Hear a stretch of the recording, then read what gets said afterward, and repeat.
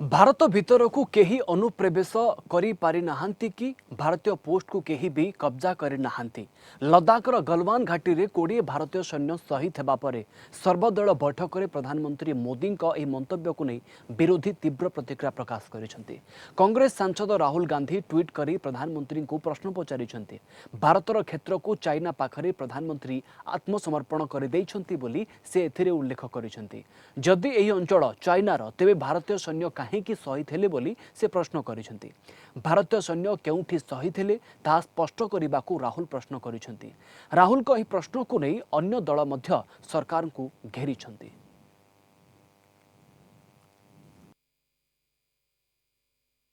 न वहां कोई हमारी सीमा में घुस आया है, न ही कोई घुसा हुआ है, न ही हमारी कोई पोस्ट किसी दूसरे के कब्जे में है। लद्दाख में हमारे 20 जाबाज शहीद हुए, लेकिन जिन्होंने भारत माता की तरफ आंख उठाकर देखा था, उन्हें वो सबक सिखा कर गए हैं।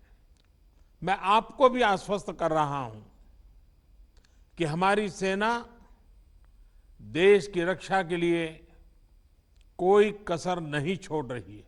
हमने जहां एक तरफ सेना को अपने स्तर पर उचित कदम उठाने की छूट दी है, वहीं दूसरी तरफ डिप्लोमेटिक माध्यमों से भी चीन को अपनी बात दो टूक स्पष्ट कर दी है।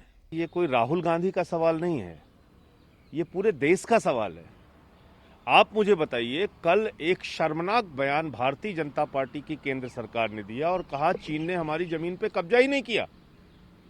अरे भाई, अगर उन्होंने कब्जा नहीं किया तो इतने दिनों से राजनयिक स्तर पे वार्ता क्यों चल रही थी?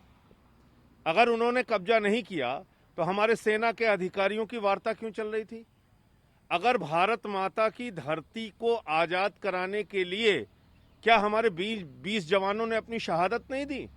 But when there is no war and there is nothing for us to gain and defend and people are losing their lives, it is really, really sad. It's really, really sad. And then Mr. Gandhi asks a simple question. There must be a simple answer instead of getting into this kind of an unseemly debate. There must be a simple answer.